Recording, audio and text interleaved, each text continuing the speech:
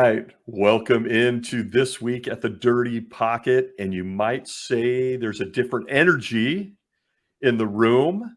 I am In your joined. room. In your room. It has something to do with that jersey in the background. In your room, there's a different energy. You are damn right. I am joined by the scout, Daniel Kelly, writer for Sports Illustrated for the Lions, Jets, and Draft Fuel HQ. My friend, one of the first people to text me on Sunday night.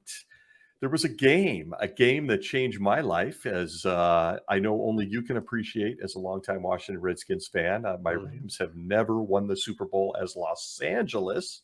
They did as St. Louis. And when we lost to the Steelers in 1979, I thought we'd be back in a couple years. Well, here I am, 54. My Rams finally won a Super Bowl in Los Angeles, and I couldn't be more excited. But aside from that, how are you? Hey, I'm doing well. I'm doing well, thank you. Not as good as you, of course. I mean, look, when you win the Super Bowl, that's what it's all about. You got to enjoy it because these moments. Trust me, when I sat there at Super Bowl 26 30 years ago as a senior in high school, my grandma had got me. I mentioned on previous shows, had got me a ticket to the game for my high school graduation present. And sitting in that game, I would have never imagined that would be the last Super Bowl the Redskins would win. As the Redskins, period. And also, even as part of the organization, whatever their name is at any given time, I would never have guessed that would have been the last one for 30 years. So when you do get that moment, Stacey, as you're enjoying right now, you have to enjoy it. Because as we know in the NFL, you can go for years, you can go for decades and nothing. But losing records and excuses and nonsense and 12 coaches. And you can go through it all. So enjoy it, my friend. I'm glad you are. Thanks, brother. I couldn't agree more. And just so much luck. Staying healthy, a couple balls that bounced your way that a guy drops an interception it just takes so much luck and it is so much fun. I spent all day today watching the parade in downtown Los Angeles. I have a pounding headache because I've just been smiling ear to ear and my face hurts. But it's a good time, man. So just kind of sticking with the Super Bowl this week as on our post Super Bowl show happens to be my team, which makes it more fun. But as a scout, you're preparing now for the draft. We're looking forward to some of your insights on the draft forthcoming. But as you look at the Super Bowl, what were some takeaways for you when you're looking at it? Maybe with a critical eye, a little bit as a fan, but with a critical eye as a talent evaluator. What did you see in this game that you thought were just difference makers or things you want to call out? Well, I thought that, I think it's a tremendous story. And by the way, Mike Ditka, the old coach of the Bears and the Saints, used to say, I'll take the luck over the skill any day of the week. So you mentioned the luck and the ball bouncing certain ways that there's a lot to be said for that. But I think when I looked at the game, it was a tremendous story. I think that the Cincinnati Bengals went from the worst team in the NFL 2 years ago to being in the Super Bowl 2 years later. That's an incredible quantum leap that they made. And I know they brought in a bunch of free agents and things. But I think what happened is I think that some of the things that because they were put together so quickly and had so much success so quickly, I think there were some holes that were exposed in their team, from especially on the offensive line that we saw. I read something today that counting the postseason, quarterback Joe Burrow was sacked 70 times this year. So that's got to get corrected. But I think we saw some of that. And I think we saw, you had mentioned on a previous show, it was a nice insight that you had, Stacey, that, Bengals coach Zach Taylor used to work with Sean McVay. And I think when it came down to it, I think we saw the mentor and the mentee relationship materialize. And the mentor got the better of the mentee in this one, is what I thought. But it was a great game. I think the Bengals showed a lot of fight. If you're a Bengals fan out there listening to the show, you have nothing but great things to be proud of. Nobody anticipated your team doing what they did this year.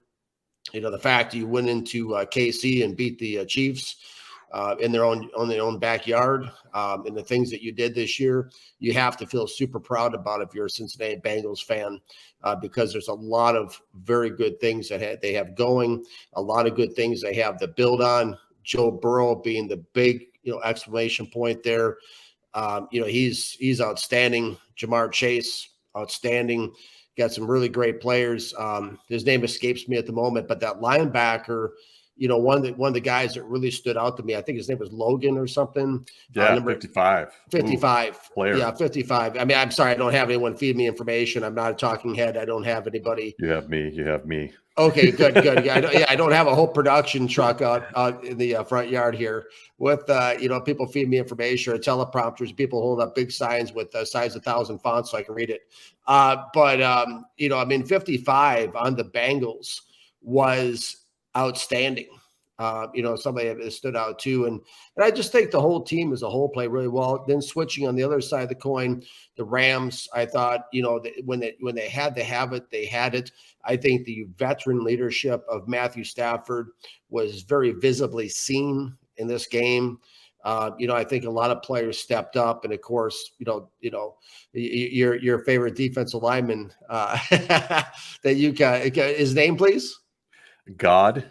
Oh no. I'm sorry. Aaron Donald, because that's yes, who you're referring to. That's his surname, right? Yeah, no. Donald. There. I saw something funny about Donald. I sent you online today on Twitter. They said that he was on the parade without a shirt on, and it said it looked like he was built in a lab, is what PFF said. But I mean, that last couple plays in that game were just incredible. He really stood out to me. And, I just think that, at the end of the day, I think the Rams had a little bit more in the tank, and they rose to the occasion when they had to at the end. And Donald was sensational, as was Stafford. And we can't neglect to talk about Cooper Kupp too, and how amazing he was as a wide receiver, all throughout the season. And of course, in the big game itself. I mean, he's a gamer.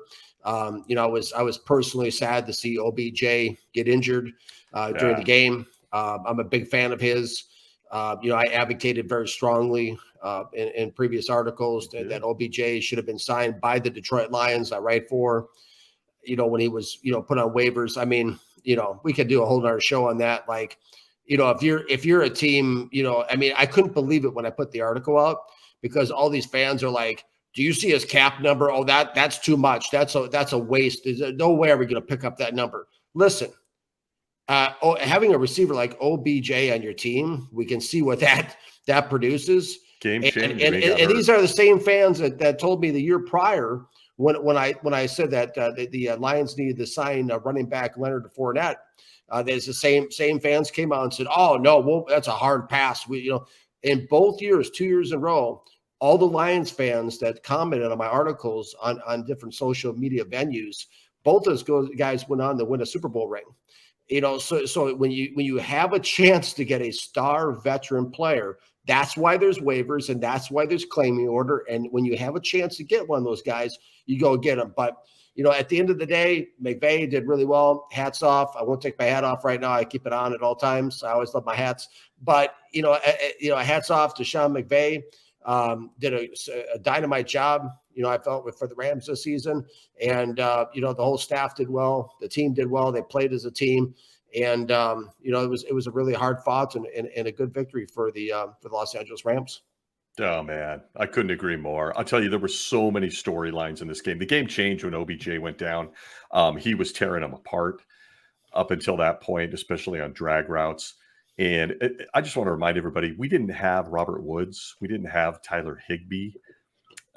We weren't even playing at full strength. And there was just a whole bunch of sub-stories. I mean, Eric Weddle comes off the couch, 4 or 5 weeks ago, driving his kids to school, coaching youth football, tears his pec in the first quarter and keeps playing. I don't know if you've seen photos of that today on Twitter. It's brutal.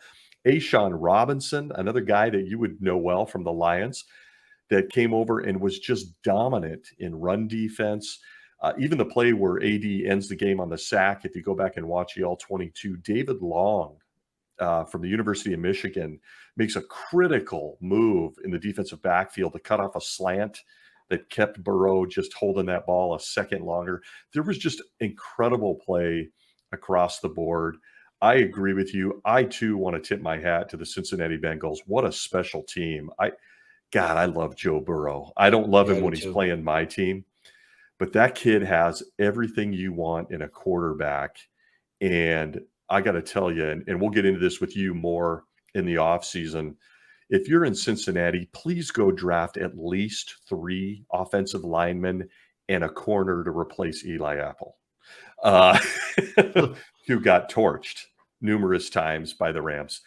But you've got to keep number 9, Joe Burrow, upright. If you do, you've got a very special player. Your wide receivers are nails. Joe Mixon's solid. Get some linemen. Get some Yeah. offensive linemen. Although it's almost unfair when you watch Aaron Donald play against anybody, because it doesn't matter who they could be Pro Bowlers. And he got it. That play where he pushed Burrow out of bounds, which was very legal, and they decided to take some swings at his head, might go down as one of the dumbest things the Bengals did, because from that point on, he was killing people. Mm-hmm. They made him mad. But anyway, incredible game all the way around. I could talk for an hour. We're not going to do that. I do want to. Oh, you could talk longer than that. I do. Oh, yeah, I could. You could talk. This could be a week-long podcast just about the Rams. And I think briefly, Stacey, you touch on some really important thing here. I want to highlight is that you talked about some players that some fans may not even recognize the names of there. That's very critically important to understand, because yes, Matthew Stafford gets the headlines. Yes, OBJ and Cooper Kupp get the headlines. Yes, Donald, the big defensive lineman that won the game at the end, get the headlines. But this is a team. And when you mention some of those lesser known players that stepped up at critical moments, that it always comes down in the NFL to who plays the best as a team generally wins the Super Bowl. And that's what happened here, I think, with the Rams as they played. People say, oh, yeah, it's sure nice that they went out and bought themselves a Super Bowl. I saw somebody on Twitter say, oh, hey, it's the first time I've ever seen a team buy a Super Bowl before. That's like looking at things on the surface. That's like I live in Key West, Florida, on the ocean, on a 4x2 mile island surrounded by water. I'm like a pinhead in the middle of the ocean out here, right? And Very on the nice. map. But it's like somebody looking out over the ocean and saying, I don't see any fish out there, because all they're looking at is the surface, right? When all there is fish under the water. And so it's the same thing for the Rams. You can look at the 4 or 5 headliners on the team, but make no mistake about it, the Rams won the Super Bowl because they played better as a team than anybody else did in the NFL this year. I love it, man. Love hearing it from you. Don't know if I'll ever get to hear that again. I hope we can. I'm never going to talk about the Rams again. So yeah, you're probably going to be relieved. Enjoy it, because I'm done talking about the Rams now. I'm going to reach through the phone. I'm going to reach through my computer and move that Cromwell jersey over into the closet next to it. There, I'm going to reach in and pull it over, like a point and click, like I went on a website or something. I'm just going to drop and drag right into the closet. There's 8 more in there, including Jack Youngblood autographed, Marshall Faulk autographed. I even got James Laurinaitis. I've got some great stuff that's going to end up on that wall behind me. So I can tell. You'll love it. We won't talk about the Rams again till preview of the season, because we're going to move into the world that you love as a scout, former scout in the NFL draft world. But before we leave this, one quick thing that I do want to pop out, because we covered it a lot on Dirty Pocket early. Do you think, and it's such a dumb question, but it's not a dumb question. Do you think at any point there were people looking at the Bengals going, so you took Jamar Chase over Penei Sewell, huh? Oh, absolutely. Here, let me say this, though. Okay. The Cincinnati Bengals would never been in the Super Bowl with Penei Sewell. Okay. No. And this is the debate when it comes to the NFL draft. Okay. When you're sitting there and you're looking at these different options, okay, is the Bengals, they understood the value of having an explosive, game-changing wide receiver from LSU, and the Lions, went with the offensive tackle.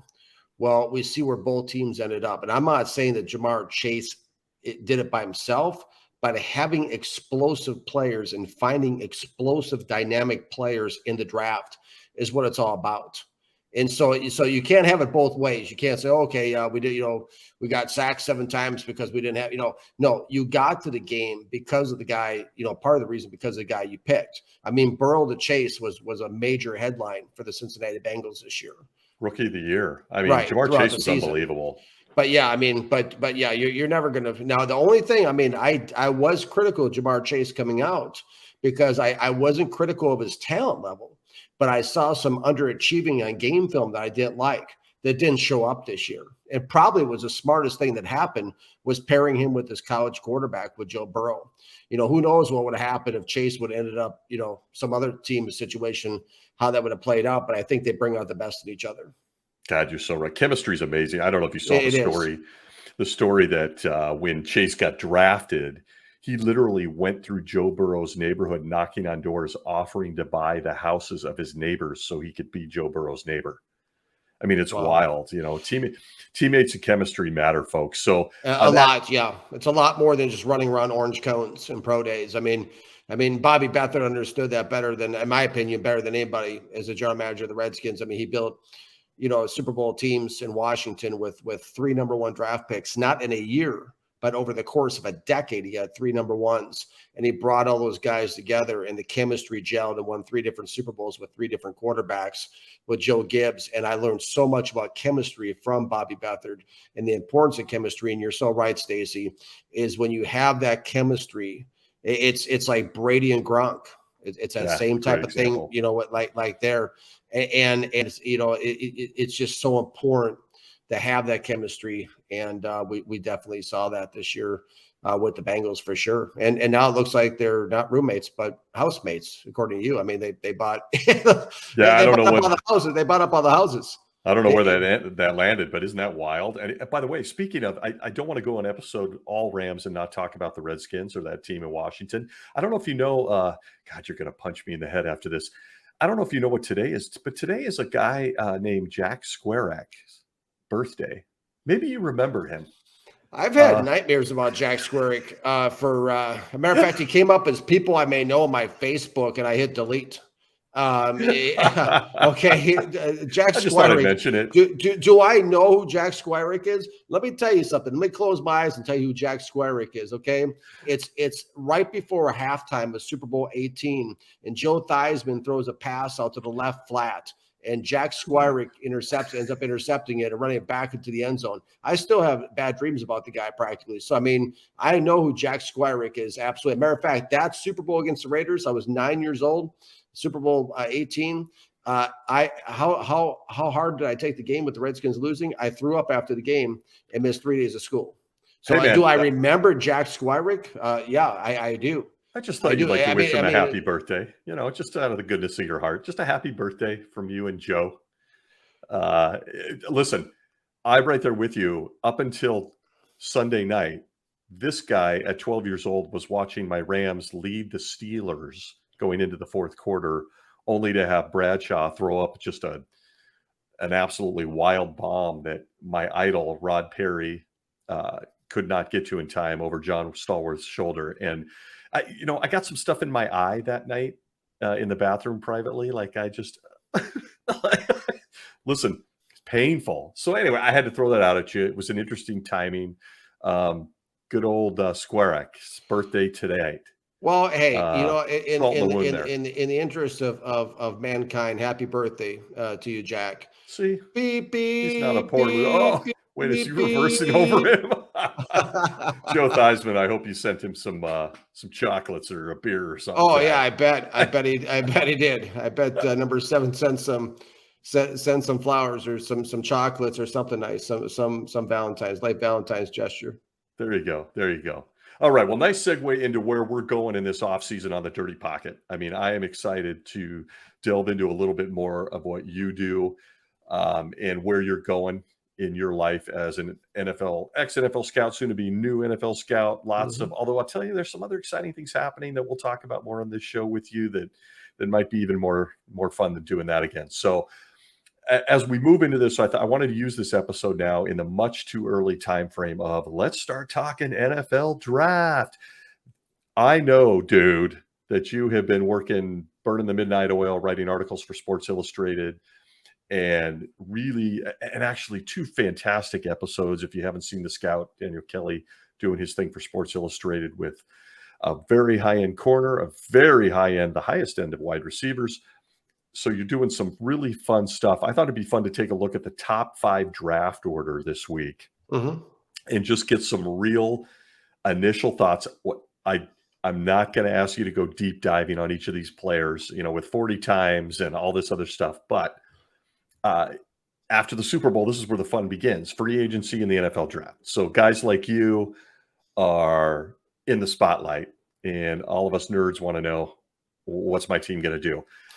The final draft order now, or the draft order as it stands tonight, is Jacksonville at 1, Detroit at 2, Houston at 3, Jets at 4, Giants at 5. You cover 2 of those teams. What a great time for Sports Illustrated for you.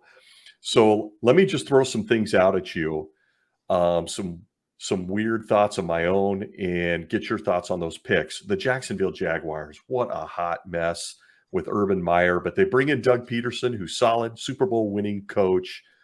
Who do you think what do you think rather strategically they're going to do to help Trevor Lawrence down there in Jacksonville with that first pick? One of two things I see happening with Jacksonville when it all begins is I see it being, in my mock draft I released for the New York Jets SI, I have the Jaguars taking Aiden Hutchinson from the University of Michigan. I think having a big-time pass rusher like that is where it's at. I think they can help Trevor more with having a big-time pass rusher down there on the defensive side of the ball than anything else at this point. Because if they don't do something to improve that defense dramatically, it won't matter if Johnny Unitas is back there along with Trevor Lawrence. It won't matter. So I think they got to go defense with that first pick. I know there's a train of thought out there that says it's going to be an offensive tackle. I've seen Charles Cross. Let me tell you something. I've done Charles Cross. I've evaluated Charles Cross. He's a second-round pick at best. Okay. Wow. Yeah, okay. Absolutely. I'm not on the Cross bandwagon at all. Evan Neal, not a chance. Evan Neal, I don't have him either. For me, Evan Neal is Mekhi Becton 2.0, possibly. Is because he's playing right now. Neal's playing at 350. They just moved him to left tackle to Alabama this year. I think it was a recruiting move. I think it was a move that was made, for other reasons, but he trimmed down to 350. He used to play a 390 in high school. Okay. When I hear a guy trim down to 350, okay, that tells me that he's doing it to get drafted. My concern is he balloons back up to 390. Now, already at left tackle, okay, Evan Neal, his lateral foot speed is already a question mark in my mind. If he adds another 40 pounds, another book bag or two of bricks to the package, okay, I don't know if he can play left tackle in the NFL. So you got to get a surefire guy in the first round. It can't be a roll the dice. Let's keep our fingers crossed and hope for the best. So a guy like Aiden Hutchinson comes into the Jaguars, and I think that he's the best choice for them. Number one, the only other logical option I see is this would be tempting for me if I was a GM of the Jaguars, would be the trade out and to pick up a plethora of picks. Now, we saw last year what these picks are worth, okay? When San Francisco slipped from 12 to 3 to take Trey Lance. We won't get into Trey Lance tonight. I can see the smile from laughter. I didn't know if you'd go there. Yeah, no, I'm not going to Trey Lance. Hey, listen, folks, I put out a couple of tweets of Trey Lance last week. They got over 600,000 views and 2 tweets. So, I mean, that's a hot topic that we can leave alone for a different day.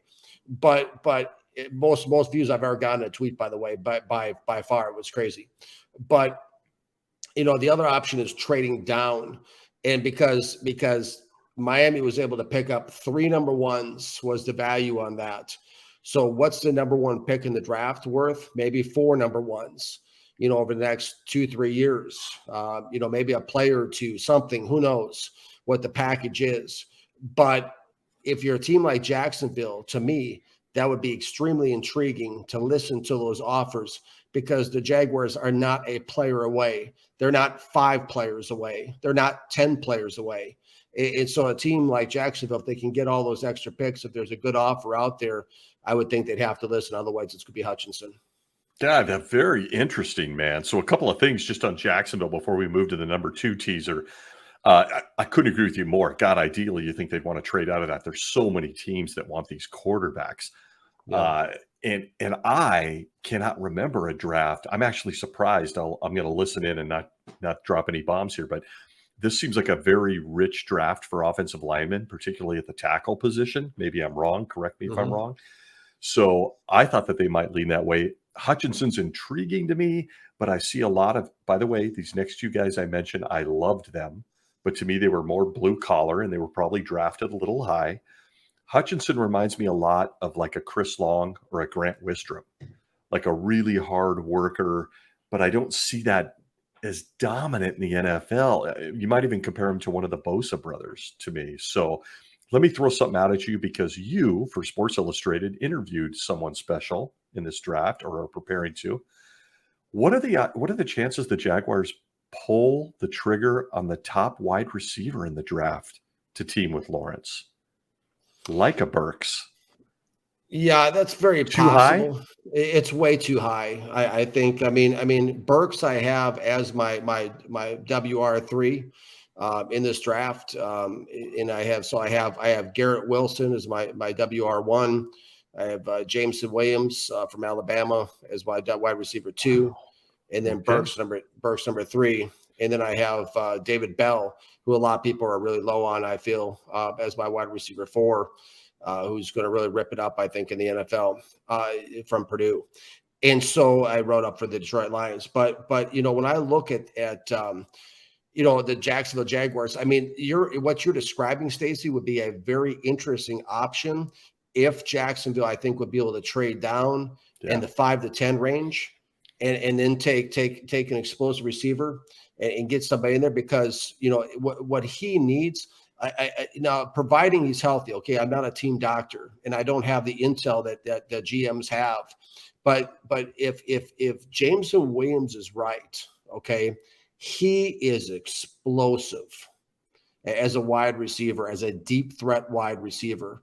I could see somebody like that pairing up with Lawrence, who has a cannon for an arm that can heave it down 60 yards to a Jameson Williams. I can see that. Now, I could see, Jameson Williams, I could see, somewhere between, maybe a 10 to 15 pick, somewhere in there. They trade down, they get some extra picks and stuff. That would be a very interesting option to me. Currently I have Garrett Wilson. That's what I was doing. I was looking away for a second. I was just going on my phone, because again, I don't have statisticians or anyone feed me this information. But I just We're high budget here, man. High budget here at the pocket. But I've had Garrett Wilson from Ohio State, the star receiver, who really excels at catching that short pass with the yards after the catch, the yak, and he can also explode and go deep. I have him as my first receiver off my big board, and I have him going number 7 overall right now to the New York Giants.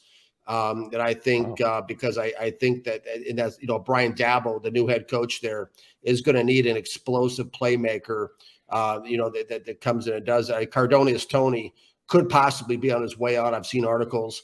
He was a major red flag guy coming into the draft. I cut a lot of flack on him because I point out some of those red flags in an article for Draft Diamonds. But it shows that he may not be the guy there, or it's looking that way. He could be on his way out even after 1 year. And so getting a guy in there like Wilson, but I don't want to go too far into the Giants, who we're only talking about top 5 tonight. But those are the possibilities. I mean, absolutely, it's possible to get weapons, for Trevor Lawrence, but that defense needs help. Oof. And so I mean, right now, it's not set in stone, but it's set on the internet that I have Aiden Hutchinson going number 1 overall to Jacksonville.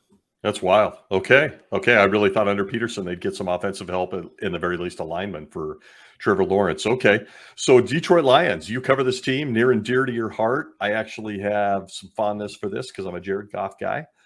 And I really like some of the other players. I love Hutchinson and whatnot. Do you still believe they go quarterback here this high with this pick? You've loved Malik Willis the entire time. Absolutely.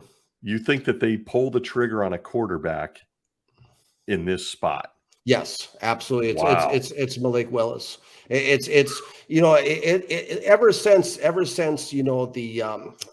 sometimes when I watch players on film, it just flashes through my mind that they're going to be with a certain team. I don't know if that happens to you or anybody else there's watching, but I just watch these guys and I just see them being with a certain team. It happened last year with me with Mac Jones. I wrote a pre-draft article for Draft Diamonds that I had Mac Jones going to New England at 15, and that's exactly where he ended up. And so I can sometimes see that. And from the moment I saw Malik Willis on game film, it just screamed in my head, Detroit Lions. And everything about him, I mean, this guy will be the most exciting player and the most electrifying player Detroit has had since Barry Sanders. As far as somebody Wow. being on the field. This guy is a true, I'm not saying he is Barry Sanders, okay? But I'm saying as far as excitement, like Pontiac, we build excitement, the old slogan. Malik Willis, Detroit's offense, I know you're a golf guy, okay? But Detroit's offense, honestly, is like watching paint dry, okay? 2 of their 4 top receivers on the team are a tight end and a running back, okay? And somehow they made Amon-Ra St. Brown a star wide receiver, a 4th-round draft pick out of USC because they threw the ball to him like a million times and he caught 90 of them. 135 targets, same diff. But if I hope anybody who has 2 hands could catch 90 of those. But it's at least in the NFL. But to me, they have no excitement on that offense whatsoever. They're losing fans. The ticket sales are down.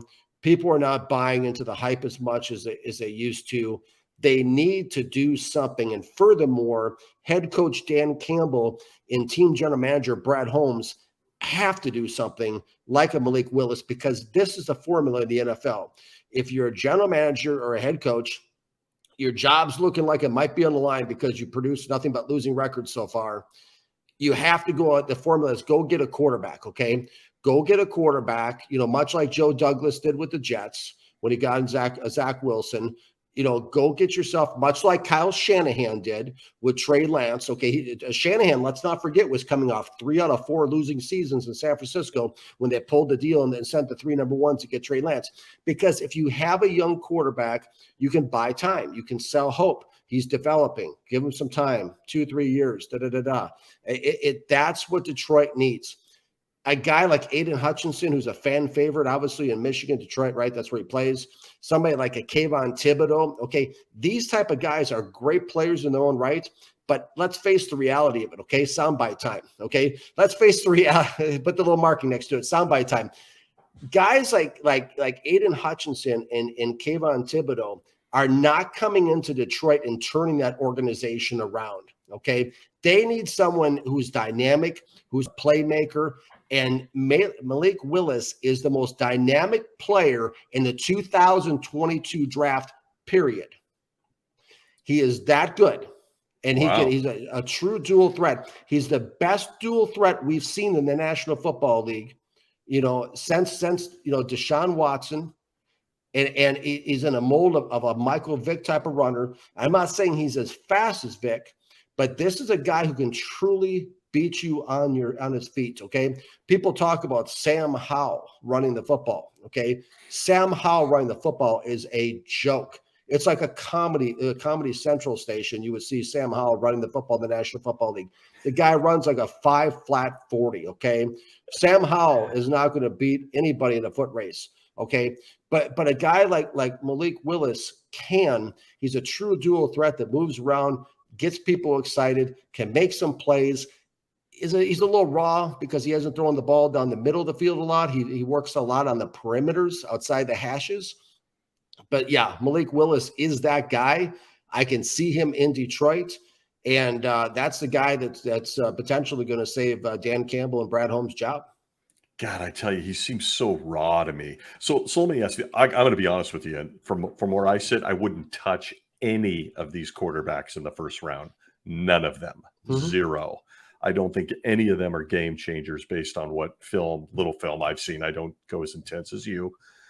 Do you think it's the right decision? Not saving jobs, not selling Yes, tickets. it You is. It do. is the right decision. Wow. It is. Okay. Absolutely. It is. And the reason why, here's another reason why. Okay. I said this last year just to build a little context into where I'm coming from.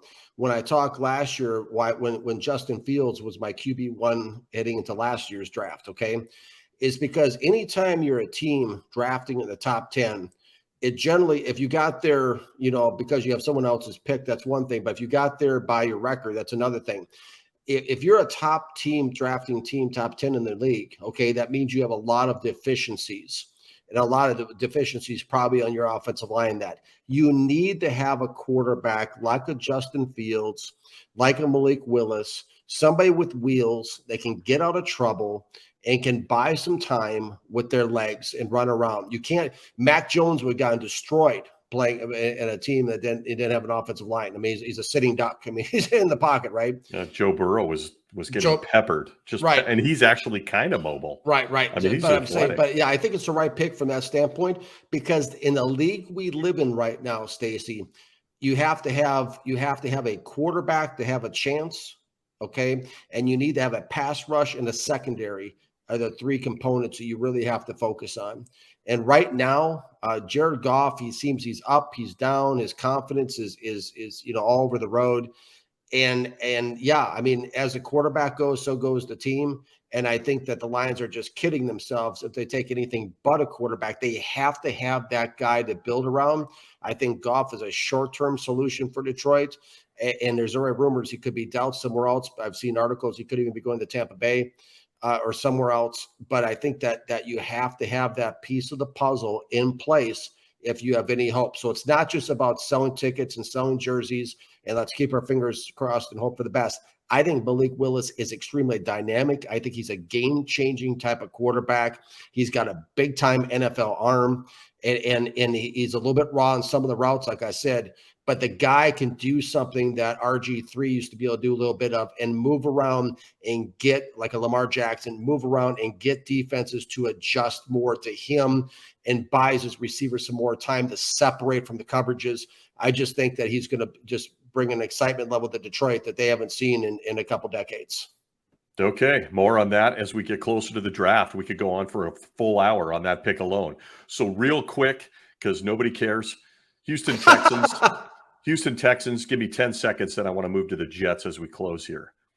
Houston Texans, are they going to you got to believe they're going offensive line. Their quarterback situation is a train wreck. We still don't know what's going on with Deshaun Watson. Davis Mills actually has looked pretty good towards the end of the season. But what do the Texans do here? Just give me 10 seconds on them. I want to jump into the Jets. I'll do it NFL commissioner style. With the third pick in the 2022 NFL draft, the Houston Texans select quarterback Matt Corral, Ole Miss. Oh, God. Texans fans, I'm bleeding for you. I mean, that's just a hot mess. You're right. There's going to be so many quarterbacks overdrafted, in my opinion, in this draft, and I wouldn't touch any of them. To me, none of them are game changers. Wow, Matt Corral. I want to go 20 minutes on that, but we can't. We will. Let's move into a team closer to your heart as we close this week at the Dirty Pocket. We're just going to go to the fourth pick. The New York Jets. I mean, you're knee deep in Jets. With who's left on the board right there and what you know about your favorite quarterback up there and Robert Salah, who are the Jets going to pull the trigger on here? Are they going to go offensive line again, or do they got to go defense like their head coach? God, there's some good corners in this draft too. There really are. I'll do the commissioner thing again for us since we liked Okay. it so much the first time. All right. With the fourth selection, with the little tone, the little ringtone, the You look just like him too. Not quite as weaselly, but Hey, thanks. With the card is in, let's go up to the commissioner. With the fourth pick in the 2022 NFL draft, the New York Jets select edge rusher Kayvon Thibodeau, Oregon. Yeah, I would have been shocked if you didn't say that. I think, look, I'm in Oregon. I love the Ducks. I love following them. I like Kayvon. I just think he's going to get overdrafted. But how do you pass him right there, right? How do you pass him? Hey, listen, here's the reality to it, okay? This is a reality for Jets fans really quickly. I won't go on with this one, I promise. That's okay. Here's We're the closing the show here, so give it to us. here's the reality, okay? When Robert Salah was the defensive coordinator, and I've written about this in 2, 3 articles for SI Jets, okay? When he was the defensive coordinator of the San Francisco 49ers, his defenses were awful until 2019, until Nick Bosa showed up. And then his defense catapulted into the eighth slot in the NFL, and they went to the Super Bowl, okay? Because a lot of his cover three and a lot of the things that he likes to run, okay, are predicated on getting to the quarterback, having the front four get to the quarterback. The Jets were not good this year getting to the quarterback. I think from memory, they average like they're 25th in the league, averaging 1.9 sacks per game. TeamRankings.com does a wonderful job of keeping track of all these stats. It's where I pull my stats from my articles, but that's not cutting it. Okay, it's they got to get more sack production. I think that the Rams, average 3 sacks a game at number 4 in the league. The Bengals, who are at like 2.5 sacks, number 11 in the league from memory. I just wrote about this. And so, I mean, it doesn't sound like a lot, but the Jets have to find a way to get to the quarterback more. And at 4, at that specific pick, Kayvon Thibodeau I think he had 6 sacks this last year, okay? It's not quite the sack production you want to see from a guy selected number 4 overall. But the thing about Kayvon is he's extremely disruptive. And that's something the New York Jets really need to get. So I think Kayvon's the pick there. Yeah, I wouldn't argue with you. I think as a dark horse, and everybody in New York will implode, is if they do something crazy and try to overdraft a wide receiver right there to team with their second-year quarterback. I mean, that Denzel Mims has not panned out. Of course, you're very big on Mr. Berrios. Fantastic article, I might add. Thank you. On your part, go chase that, people. I think that's a really dark horse thing. I think if Kayvon Thibodeau's in there, they run the card up. They're so bad on defense. The only knee-jerk reaction to that may also be, and let me throw this at you, is there any chance they go out and get a guy to wear the green dot for the next 2 years and they draft Kyle Hamilton out of Notre Dame over an edge rusher? Any chance of that? No. There's Tied always a for chance. safety. There's always a chance of it, but let me tell you something. I'm not a Hamilton fan to begin with.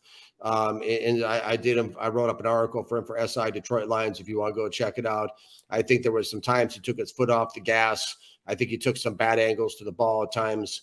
I think he's a tremendous athlete with good range and speed. I think he'll run through all the cones nicely for everybody, but I'm not sold on him at all. I mean, I'll tell you what, he's not even in my first round mock as an evaluator. The guy that I would love to have, if you want to talk safeties for a brief second, I just did an article on him. It's coming out tomorrow for SI Detroit Lions. Is Baylor safety Jalen Petrie? That's my guy. That's my guy. Let me say, I'll be the one to say it on this show because I'm gonna say it in the article. But you'll be the first to hear this on your show tonight. Okay, Jalen Petrie is my early pick for 2022 NFL Rookie Defensive Player of the Year. Okay. God, I love bold predictions. That's the safety. That's the safety you want.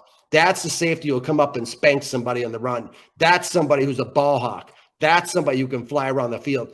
That guy, they even match him up against slot receivers, which most safeties don't have a prayer of covering. That's the guy. He's a hybrid safety who's the likes we've never really seen before, that you can move around, put a free safety, you can cover a slot, you can bring up linebacker, and he can close like a heat-seeking missile into the quarterback coming off the edge. I feel like I'm listening to a description of Ed Reed. That's he can come up and thump you. He's great in cover. Okay, the scout has given us a very early look. Fantastic. He is fantastic. Okay, and say his name again for the fans watching. Jalen Petrie, number 8 from Baylor. Go check him out on YouTube. That guy can rock and roll. Now, he just started moving up into mocks. He just started moving into, I think, CBS Sports just a day or two ago, brought him up into the number 30 pick with the Kansas City Chiefs. So he's in that first round discussion now. But you go watch him and you watch the safety play in the NFL, Jalen Petrie can run all over these people. I mean, if Jalen – I wrote this for the Lions. if the Detroit Lions somehow, some way, were able to package their 32 pick, courtesy of the Rams, for Matthew Stafford, and next year's number one, and move up into the 10 to 14 range to get Jalen Petrie, he would instantly be the best player in their defense. He would change the entire complexion of what they're doing in Detroit, because I'm telling you guys right now, if somebody doesn't take him before the Philadelphia Eagles, who have pick number 15, 16, and 19, he's going to be a Philadelphia Eagle. And if he's not, he'll be a Dallas Cowboy at 24. Ooh, the defense. Okay. All right. So there's an early dark horse candidate from the scout. And, again, this is a great teaser for what we're going to do leading up to the NFL draft. We're talking about some live streams, folks, where you can come in and pelt us with tomatoes, and we'll keep doing it anyway. But that's a really good call and some interesting stuff as we inch closer to the NFL draft. It's that season now, man. It's that season now. Okay, well, let's end the show on that high note. Folks, if you are not following the scout, what is wrong with you? God, we didn't discuss our drinks. The Pepsi and a smile. You're going with Pepsi and a smile. I've got water. I got nothing to sell anymore. I got one more. I got one more surprise. Oh, there's another. Wait, we're not. Well, you said top five, so I prepared. I was real quick with the fifth pick in the 2022 NFL draft. The New York Giants select linebacker Nakobe Dean. Oh, you think he's going to go that high? Absolutely. I think he's a player for sure. I picture more in that 15 to 20 range. Wow. The best inside cover linebacker I have seen in 40 years. Ooh, that'll make those tight ends in Kansas City, San Francisco, and elsewhere. Oh, he can cover people. And let me tell you something. One of the best inside linebacking pass rushers I have ever seen in my life in 40 years, too. Wow. He can get to the quarterback. This is not a guy that just puts pressure on. He can actually get there. Nakobe Dean, I love him. New York Giants. No question, he's a great player. Wow, that's a nice little tidbit as we close the show. Yep. At number 5, the Giants. Okay, they need a whole bunch of help too. I just don't see them going without adding somebody on the offensive line. But okay, all right, we're going to do our own mock draft. We're going to be more rapid fire. We won't go quite as opinionated. That's a lie, but we'll get that going, folks. And by the way, Ron Rivera says that Aaron Rodgers is worth 3 number ones. Not at that age. I love Aaron Rodgers, in tidbits from this week, but I'm not going to give up 3 number ones in the late 30s. I know you wouldn't. I'm going to cover up my microphone here because I don't want to get into it. Yeah, we can't start an Aaron Rodgers talk as we close. Okay, so folks, if you are not following the scout, what's wrong with you? Go follow him at Sports Illustrated Detroit Lions and Sports Illustrated New York Jets. He's also a brand new writer at draftfuelhq.com. And we've got some fun stuff coming with the Dirty Pocket and his personal scouting website as well. Stay tuned for more announcements on that. As for me, join me at gridironicon.com, where we're getting back into interviewing some of the legends of the game. I've got something coming up with Leroy Irvin of the, Los Angeles Rams. Still 47. holds the single game punt record, 207 yards. So we're going to have some fun, folks, on both of our podcasts. Join us. Join myself and the scout.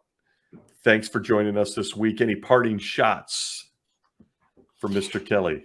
Well, it's boy, you put the ball on the tee for me. That was nice of you. No, but I mean, this is a time of year where the season never ends, as you touched on earlier in the show. It's all about the draft now. It's getting ready for the draft, the speculation, the drama, everything that's going to go on. It's going to be a lot of fun. So we thank you for watching. And, we're ready to enter into the second season. I mean, the draft really is Super Bowl junior is what it comes down to. So, I mean, we're going to be, absolutely. We're going to be doing all sorts of stuff with the draft. And my mock draft is different than every mock draft in America. Absolutely, positively guaranteed. No way. Yeah, I'm serious. You wouldn't even find. You wouldn't even find Kenny Pickett in my first round mock. Why? Because I have him going in the 5th round. That's just one of the surprises. There's a lot of quarterback hungry teams. Okay, folks, there it is. NFL draft time. I couldn't agree more. I love the NFL draft. Usually more than the Super Bowl because my team isn't in it every year, and I love the draft. So we're going to look forward to some of that fun stuff. So wherever you are, thanks for listening. Please join, subscribe. Hit up our Facebook group, The Blindside Blitz. Let's be friends. Huddle up. here at the Dirty Pocket. Wherever you may be, play to win. Thank you, Scout. That's right. You're welcome. Go big or go home.